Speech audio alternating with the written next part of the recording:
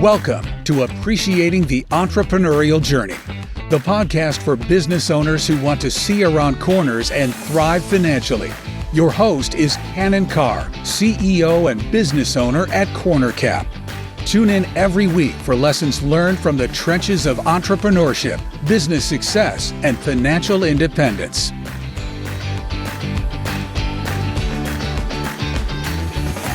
Hello, everyone. Welcome to the show. We are excited to have you join us, and we're real excited to have Mo Bunnell with us today. Mo is the founder and CEO of Bunnell Idea Group and author of the book, The Snowball System.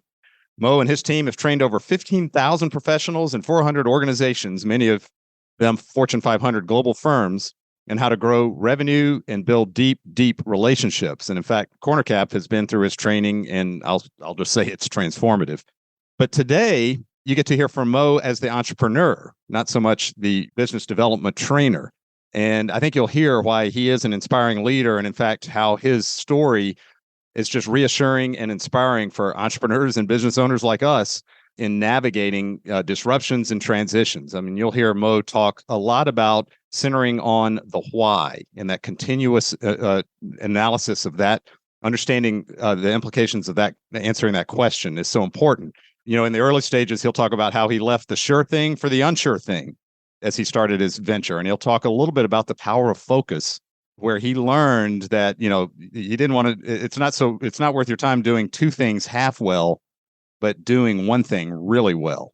And so he'll walk through that process there. And it's just understanding that why is so important, and hearing his thoughts on that evolution through the years as he manages those inevitable transitions, some of them crises. I mean, Mo talks about there's beauty to a crisis when you use it well. So very inspirational here. You'll hear why Mo's effective at what he does. You'll learn a lot about what it means to be an entrepreneur and how to succeed. So excited that Mo's with us today. And here we go with Mo. Mo, thank you for being on the program. We're excited to have you today. I'm so excited to be here, Cannon. You know, I'm a big fan of you and everything you're building. And this is just going to be, it's going to be neat because we're going to be able to talk about some things you and I haven't talked about. And even though we've talked about a lot, and I can't wait. Absolutely. Well, me too. I've enjoyed the Grow Big training you've given us, and I've certainly enjoyed even the mentorship you've done through the years. So thank you for all that. Well, let's go back to the very beginning. I mean, we've often got to hear about Mo and the Grow Big playbook, but we haven't heard about Mo the entrepreneur, and your story is just so great. When we go back to what I'll call the launch, it was almost in two phases for you. First, I think, was when you learned unexpectedly you had to develop a certain skill.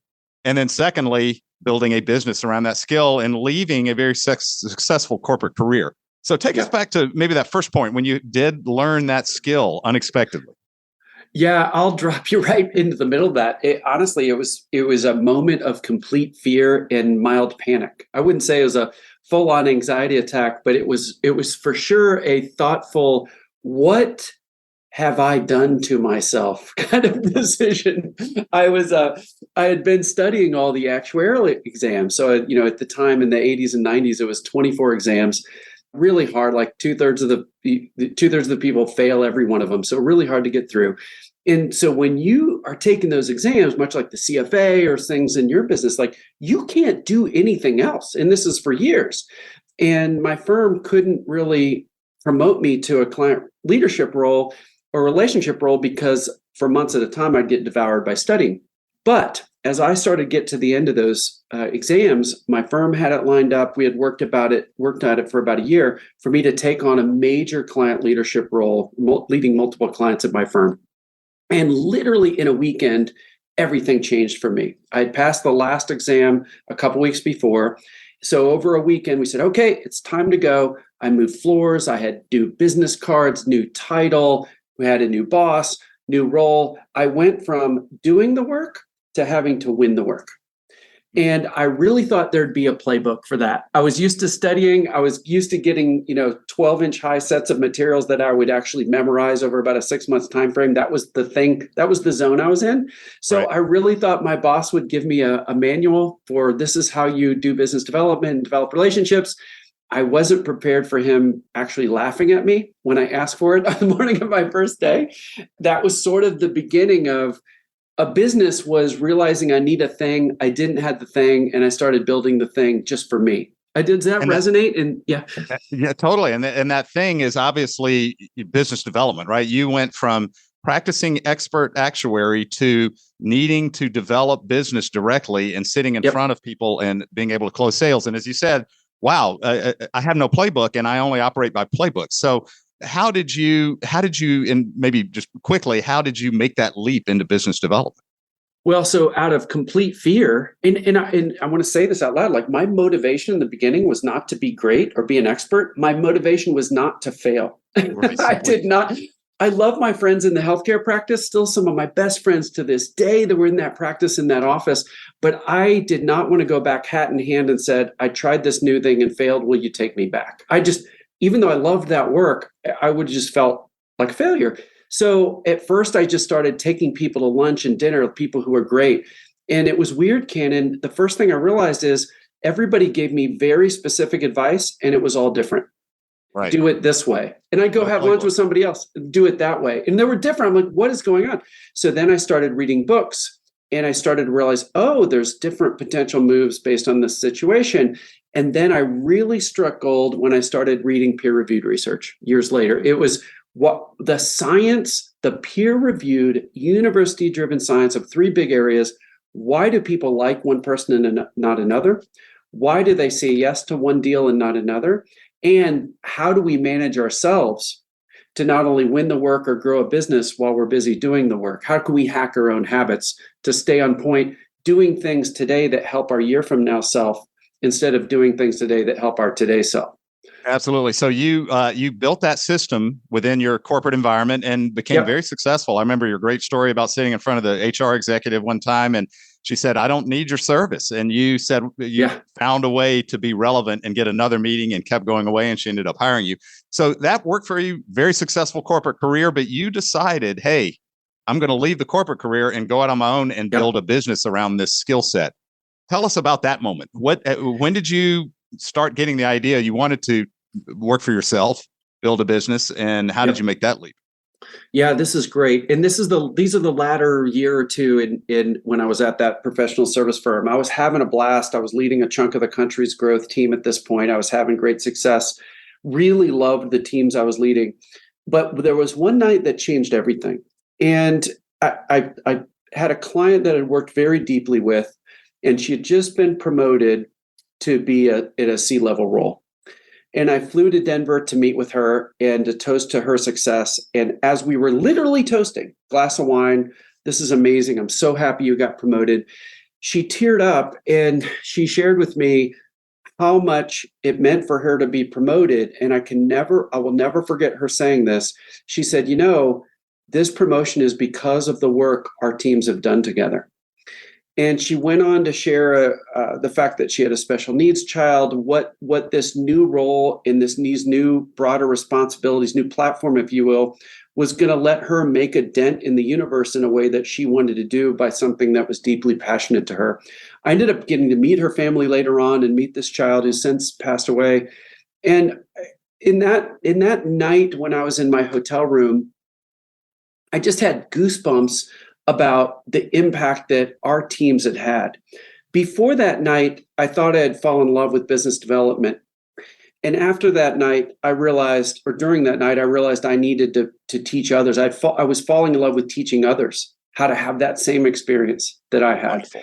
Right. And it took me, honestly speaking, Cannon, too long. It took 2 more years, or maybe a year and a half, to actually get up the guts to launch my own company. But there's some stories around that. But as I finally did, that was about almost 20 years ago now, that starting Bunnell Idea Group, or Big for short, that was the best decision I have ever made in my life, other than marrying my wife, Becky, having kids and all the family stuff. But professionally, easily the best decision, one of the hardest. And I look back and I think, gosh, what would my life be like had I not done that? Well, I love that story. And, as you think back to when you did start, and I know you planned things out very carefully, did the start go exactly as you'd planned? No. Not at all. What happened? Tell us what you thought you were getting into, and then what threw it for a loop. Well, this is something you and I haven't talked about, but I still have this piece of paper. I literally have the tangible piece of paper. Not only that I could go to a drawer right now and pick it up. I've got scans of it. I remind myself of it often. But I was on a flight back from Chicago from a leadership team meeting at the organization that I was with. I was finally starting to get close to having the guts to leave. Basically, to leave a sure thing to do an unsure thing that I thought would be better. That's one of the hardest things in the world to do for an entrepreneur or somebody who wants to be one. But I wrote down all the reasons why I should do it. And it was that why, if you will. Really, it for me, it was about freedom to make the impact I wanted that kept me going. Now, in the first couple of years, it did not go as planned. The only reason I had the guts to start a business on my own was because at first I didn't start a business on my own. I joined a friend that has a very successful clothing business, and we thought we would franchise it. And we did. And it was going really nicely well until 2008 and 2009. Mm-hmm. So the first couple of years I was sort of dabbling in big, more just people would call me and say, hey, can you teach me how to do the things you used to do when we worked together? That was like, I was almost trying not to grow big while I was doing this franchise business. Then 2008, 2009 came, and that business just went to zero, in a week. And that's when I realized, wow, I've got to really focus on this big thing. And as I think about it, I'm having a lot more fun and have a lot more passion in that anyway. So even though I sort of jumped the sure thing consulting job to start big, in a way, it was a hybrid thing at first. I was sort of diversifying my bets, if you will. And then when the financial collapse hit in 2008 and 2009, the decision wasn't in my hands anymore. And it was actually quite freeing. And then when instead of doing two things half well, I did one thing really well, and it's just been a rocket ship since then. Oh, that's great. So, and you discovered that was actually your true passion too, right? I mean, you rather than retail franchising in some way. I was almost suppressing it for a while, and then when the decision was made for me, it was actually really freeing because I was more excited than ever, if that makes sense. Mm-hmm. Mm-hmm. Well, so how have you been able to grow at the trajectory you expected, or have disruptions happened along the way where you've had to unexpectedly pivot the business itself to get the right business model in place? Gosh, that's a great question. So yes and no. There's definitely been bumps in the road. Obviously, the pandemic was a big one where we had been 98% of our business was live in-person sessions, big training classes, keynote speeches, teaching people at scale how to grow their business. Really fun stuff. Well, the pandemic, everything just screeched to a halt, mostly because we were ready to teach virtually, but our clients their people weren't ready to learn virtually, if that makes sense. And Absolutely. Then also there was just several months of everybody being very internally focused, looking at their, free cash flow and all that kind of stuff. But then what happened was that year was actually the year the pandemic hit in the spring. Everything was zero for about 4 or 5 months. And then we actually had by far our best year ever, because we basically did a double time year in the last half of the year when everybody said, oh my gosh, if there's one thing we need to worry about, it's growing our business in the pandemic. So then we just went off to the races. And what's happened, Cannon, is now that our clients, we can do virtual sessions. I was training people in Malaysia and Asia till midnight, our time here in Atlanta last night. And I can get up today. Before the pandemic, that would have taken me 10 days to train those same 20 people. Now I can do it on Zoom, and then I can fly somewhere and do a live session tomorrow. So now we've got the best of both worlds with virtual and in person, and it's leveraging to our clients and it's leveraging to us because it's just, it makes everything easier. Right. What a great pivot, and what a great way to take what's been a challenge for many and come out on the other end of it stronger, better, faster. So you got it. Yeah, no, that's awesome. So when you think about the definition of success, then how has that changed for you? I mean, I know the passion's been there to teach and to empower others to do business development, but as you think about what defines a successful outcome from this business, has that changed for you, or how do you define that? It's changed a lot. One of the things we do in our workshops, and you've seen this, is defining why you do what you do. And that's really important for the audience to understand, because no matter what entrepreneurial work you're in, it's hard. it's hard because there's a lot on your shoulders. You have to innovate. You have to make big decisions. You have not only employees, but clients or customers that you have to worry about. The breadth of what you have to do is quite hard. So understanding why you do what you do is really powerful. And a simple way the audience can do it is you ask yourself why 5 times. So you say, hey, why do I do what I do? And you write out a sentence. And then ask yourself a second level, well, why do I do that? And you'll get deeper. And then you repeat it again. Why do I do that? And you have to repeat the statement before to dig deeper. What we find in our workshops is once you get down to the 4th or 5th iteration, you've got something meaty. So to your point, Cannon, or answer your question, my whys have changed over time. When I first launched Big in that other entity we talked about, my why was to have freedom for myself. It actually quickly changed, I realized, in that my second why was I wanted to show my 2 daughters that they could do anything they wanted in life. So Becky and I were really intentional. They're 6 and 8 years old or whatever at the time. The girls were, now they're in their 20s and off to the races. But we were really intentional about sharing the hardships, the struggles, the setbacks, the small incremental advances. We would dance. I would do this dance sometimes when we'd win some client work at the dinner table, and we made, it was just a silly dad dance, but it's like, we made some incremental progress. So we dance around. So like that was a why. Well, then pretty soon they're baked. So then my why was scaling the team, because I realized we're having such a great impact on our clients for sure, but I realized we also have this wonderful bubble of a winning team where our facilitators and coaches and employees can thrive in a way they can't in other roles. So then that was a why. And now I'm to a point where in my mid-50s and have a very sizable, sellable asset in the business, now I'm more thinking about legacy. How can this exist after me? And I think that why will take me for a while. So, I mean, that was sort of a long-winded answer, but I think it's real. I'll summarize with this. I think for entrepreneurs, it's really important to pin down your why, to find what it is. It'll change over time, but to find out what it is and remind yourself of it often, because it keeps you going when you have headwinds, and you need to know what it is to plow through that day after day after day. That's wonderful. And I'll have another question I'll follow up with there, but I love how you've outlined your thinking, how your thinking did change with this systematic asking of why. I'm just curious, how often do you go through that process? Is that an annual thing, or just when something changes enough? Yeah, I do some things annual. Like I do a big annual. Well, you've seen our articles I write on sort of an annual review and what I want to do next. And I evaluate myself and my skills and what I want to do next. How can I have fun? How can I keep the magic alive? I do that on an annual basis. This idea of why is more, it just sort of happens when it happens. It's not something that you can click and reset, because I think it's deeply ingrained in your subconscious.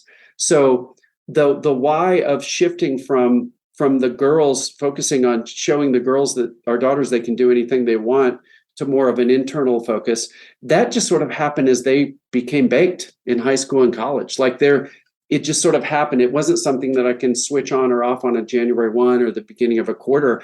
I just realized, wow, they're acting in ways that they can achieve anything they want. Wow, my job is sort of done here. They're going to achieve a lot more than I ever did. Why accomplished? Right. Yeah, exactly. Done that one, done. Find the next one. Well, thank you. No, I love that. Let's think a little bit just about the capital side and how you helped grow and fund the business, right? And we don't have to get into specific details, but I'm always curious, entrepreneurs along the way will have periods where, if they're self-funding the business, where transitions happen and they have to make some hard personal sacrifices to keep the business going. Did you ever, and it's okay if you didn't, but did you ever hit a moment where you kind of had to make some personal sacrifices, and how did you navigate through that, continuing to fund the business for growth? Oh, I had some real tough times. So, well, the biggest one was 2008. And I did one of the stupidest things in the world. I grew up in a small town in Indiana. My wife did too. And I had this sort of a pay off the house kind of mindset, even if that's silly, because you can get so much leverage from a low interest and highly deductible mortgage and things like that. Anyway, in about the first week of September 2008, and you know what happens in the middle of the month, Oh, yeah. for whatever reason, and the business was very young at the time. Like we were making enough to live on, but not a lot of extra. And honestly speaking, as I look back now, I probably didn't have enough buffer. But I took almost all of our liquid assets and paid down a home equity line. Okay. Because I had a checkbook. I could just, in my mind, get that money out anytime I wanted. It was going to be fine. This felt good. I'm just going to pay this whole thing off until I couldn't. A couple weeks later, the government, I think it was Greenspan who came on one of the Sunday morning news shows, which I happened to be watching. And I basically said, hey, no big deal, but the government has like 2 days of money left. And I'm like, that seems like a big deal. I didn't think to withdraw the money out of the home equity line. I just thought, wow, that's it. That seems like a big deal. And I went out and went for a run or something. Anyway, a couple of days later, the bank we were with notified us our home equity line was frozen and we could not get no that access. money.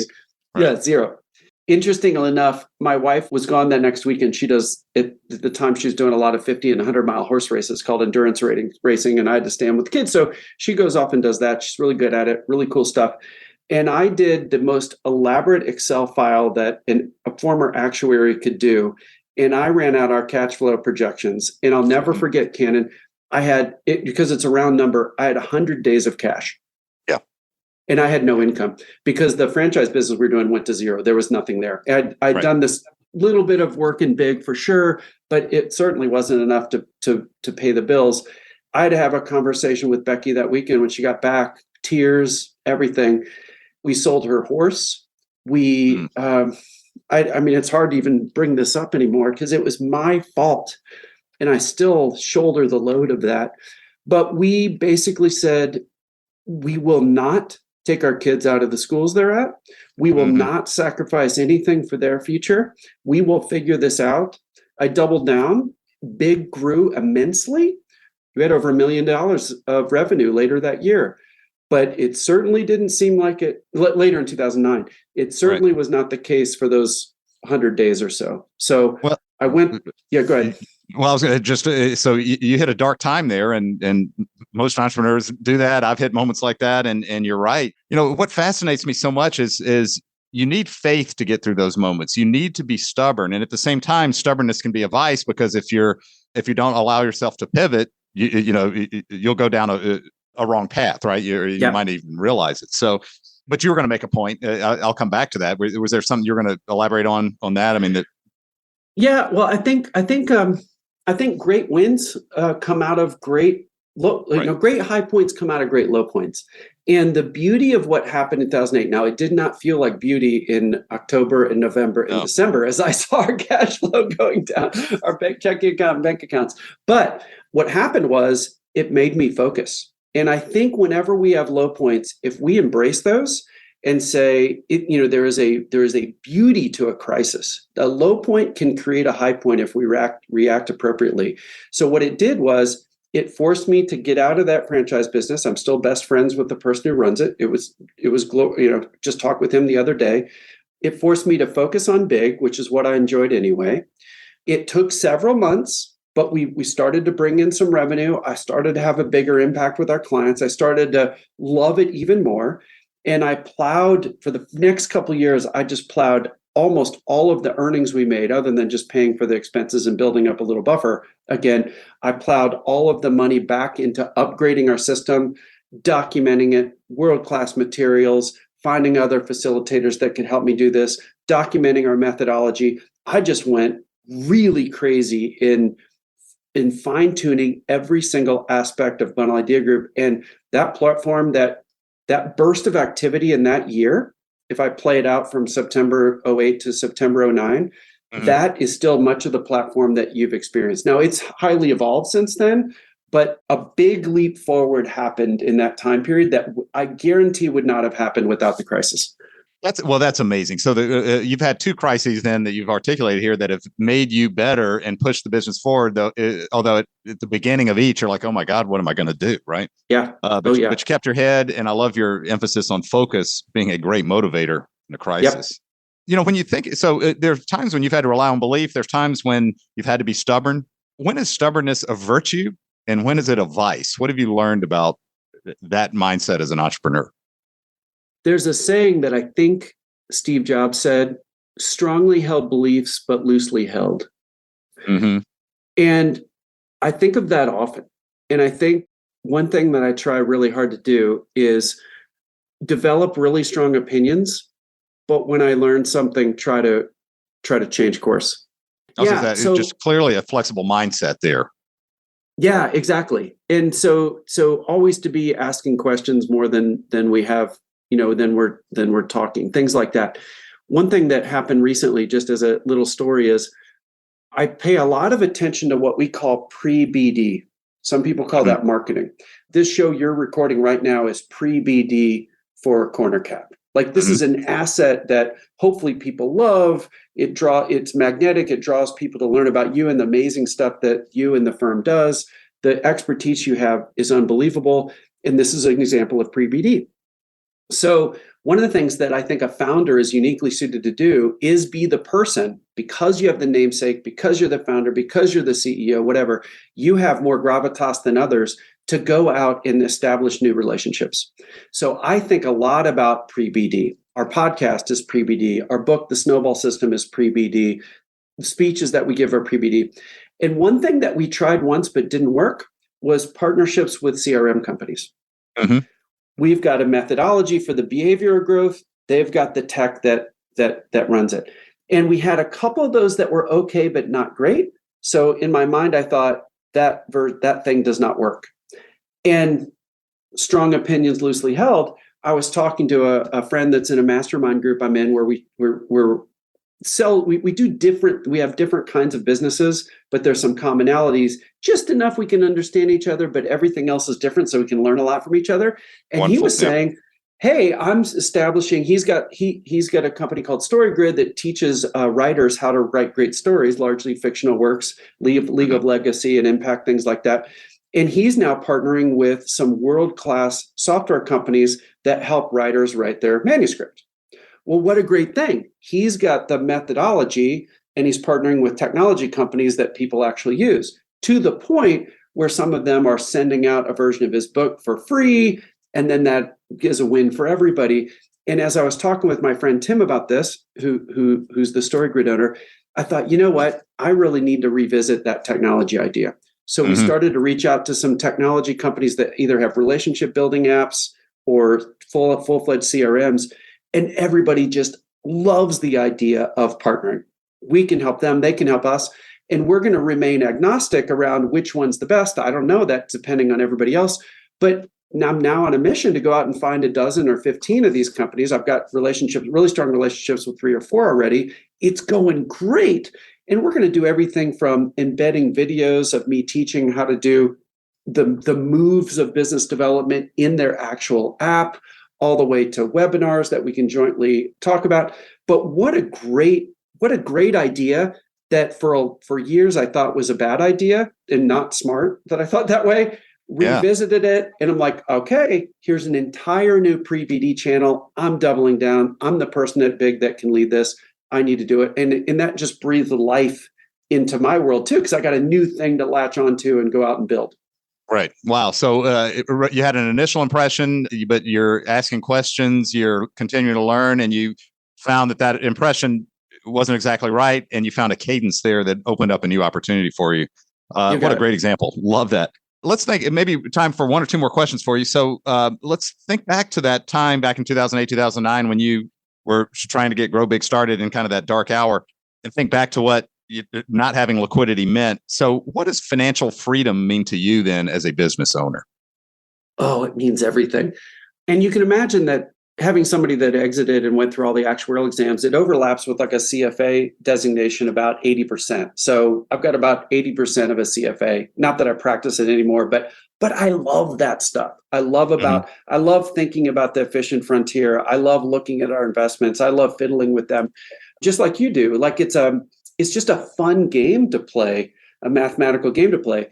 Financial freedom is so important because what it does is it lets you focus on the things that you want to do. Mm-hmm. Without financial freedom, you're doing the business, not working on the business, the classic E-Myth stuff. You can't hire the people to do the things you don't enjoy. You spend time worrying about things that you shouldn't be worried about. On the flip side, when you've got financial freedom, you can hire people to do the things you don't enjoy.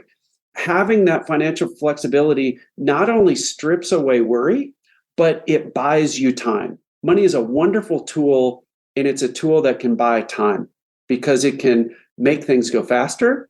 It can help you do the things that you want to do.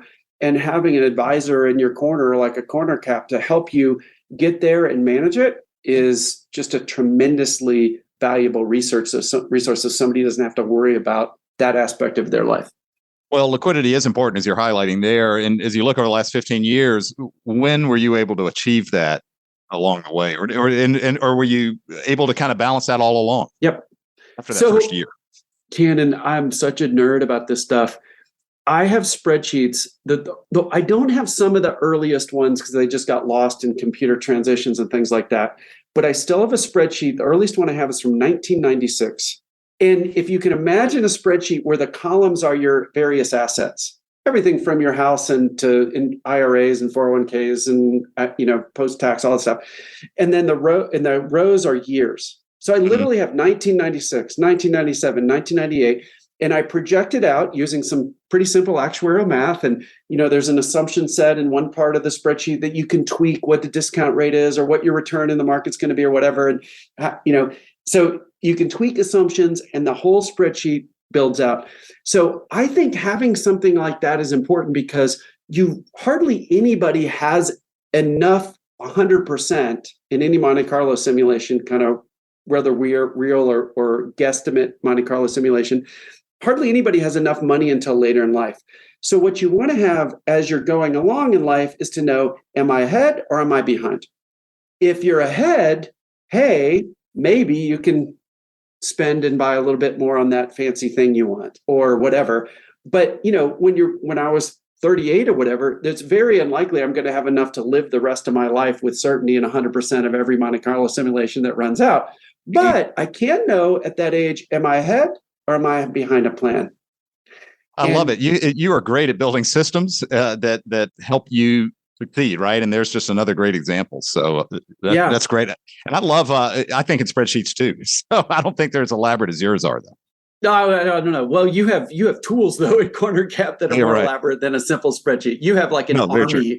You have an army of people. Well, but I love your concept. Like when I have to think through something, I model it out in a spreadsheet, and that's kind of what you've done too. And it's such a key thing. Well, last question. We just kind of wrap up. What advice would you share to others thinking about leaving their successful corporate career to move into their own venture? What advice would you share? Maybe it builds on the last comment is model it out. I think our minds are wired. This is that we've got almost now 200 scientific studies that are the underpinnings of the Grow Big training that we teach. So, gosh, I have little databases of studies that I can search on and find. In general, our minds are incredibly good at understanding and projecting risk.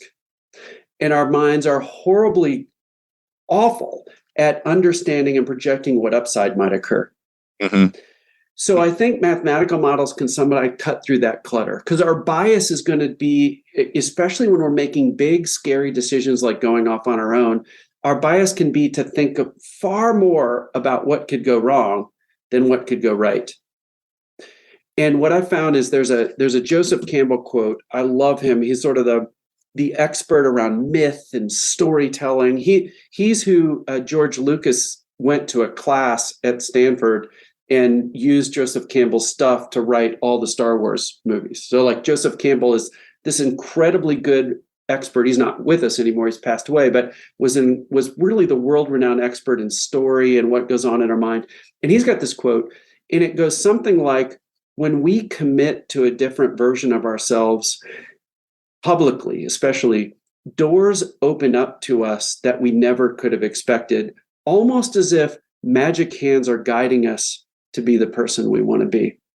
And I've paraphrased that a little bit, but it is so powerful. And I had that when I was thinking through the decision in the early years of starting the company, I had that in a place I could see all the time. And it was true. As soon as I made the commitment that I'm leaving this sure thing job and I'm going to go try out this unsure thing, people, it wasn't who I expected necessarily, but people came out of the woodwork to help me, to introduce me to people, to give me advice, to point me to a solution I might know about.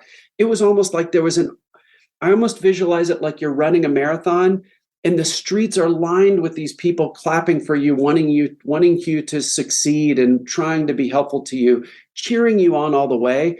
And you just don't get that till you make the commitment. So I would encourage everybody to somehow model out, I don't know how you do it, it's whatever's right for you, but your brain will go to what could go wrong, certainly document that, but also force yourself to think of what would go right if I had an army of friends and colleagues and people out there that are cheering me on, helping me, because that is actually going to happen. That's hugely inspirational. I mean, because there's always reasons not to do something, right? And as humans, we're wired to think that way. But like you said, I mean, do your homework, plan it out, and then be ready to pivot and change many, many times. Yep. But go ahead. I love how you worded it. Make that public commitment and make it authentic to yourself, right? It's got to be your authentic self speaking there. And you'll be surprised what will be there for you as you work along the way. That's wonderful. Thank you. Love 100%. That one. All right. Well, as we close, I always like to allow experts in their craft to share, how people can learn more about Grow Big, about you. So if people want to learn more, where should they go? Well, really simple. In fact, you're a subscriber. I spend about 3 hours a week writing an article on a growth topic. Sometimes it's personal growth, business growth, how to grow your business, things like that. And it's real simple. People can go to growbigplaybook.com. And the weekly article is called Grow Big Playbook. So growbigplaybook.com is where they go. They can sign up there in like 10 seconds. And what's neat about it is I spend about 3 hours every week writing something. And my goal is that someone can read it in about 3 minutes. And you've succeeded in that. I mean, I'll attest. It is a very thoughtful, very short, usually hitting something spot on what your community that you've built is wrestling with at any one moment about business development. So the timing's good and the content is great.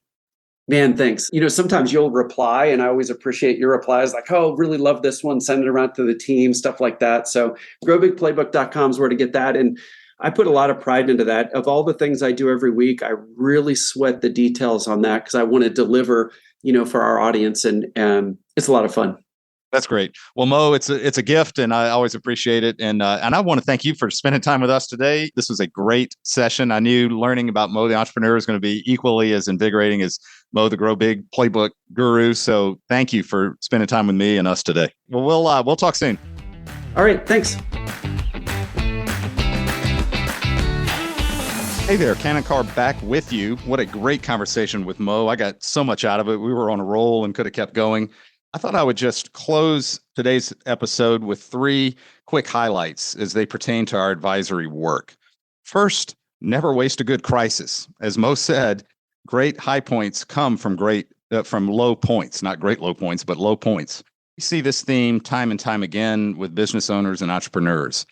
He walked us through 3 crises that caused a lot of pain, but ultimately forced him to focus with urgency and purpose. And we often see entrepreneurs, when they get hit, the successful ones, when they get hit by a surprise, they don't get distracted, they don't flail, they don't go into denial, or if they do, they go through that and come out pretty quick, but they ultimately accept it and focus with purpose. As a sidebar, I loved his point about making that public commitment in an authentic way, which might make you uncomfortable, but is ultimately a game changer in your path to success. That Joseph Campbell quote in particular about magic hands guiding us to who we want to become is powerful to me because, if you can get out there with your idea in an authentic way and have others who will inevitably materialize, who believe in you and lift you up, it can be powerful. The second point is I loved his mantra of asking why through various iterations to uncover your true purpose and your true definition of success. For Mo, he walked us through 5 stages, ultimately, moving from scalability to the final one, thinking about legacy. Each one very authentic, very viable, very legit, but it does evolve over time. And that exercise of asking why forces you to define those terms of success. And I think it's so important.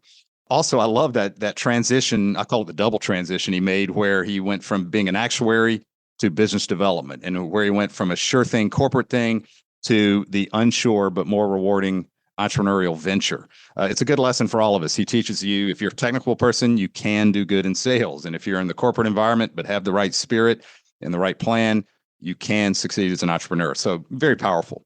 Final point, just how important it is, that role that personal liquidity can play in bringing you options during periods of disruption. That options both for your business, but also for personal financial freedom. Liquidity gives you the freedom and the resources to make those transitions. Mo talked about an early mistake he made where he did have to sell his wife's horse. I know that was very painful because they didn't have the liquidity. And the lesson he took from that is that you need a buffer. And I know that he's always since then worked to make sure that buffer's there. He talked about setting a plan, tracking progress. He builds models with spreadsheets. He ultimately each year compares if he is ahead or behind for that any given year and adjusts accordingly. This is the same work we do for clients. It's so important to have that dynamic, adaptive, but accountable framework in place so that you build that liquidity for options. It's embodied in what we call our 3 R's to financial freedom. But either way, it's so important to have. Well, hope you enjoyed the podcast today. Mo did a great job, and we look forward to seeing you on the next one. Thank you for listening to today's episode. Do you want to learn more about exit strategies for business owners? Visit CornerCapPodcast.com for a free copy of our ebook with everything you need to know to make a smooth transition out of your business. Tune back in next week for another episode.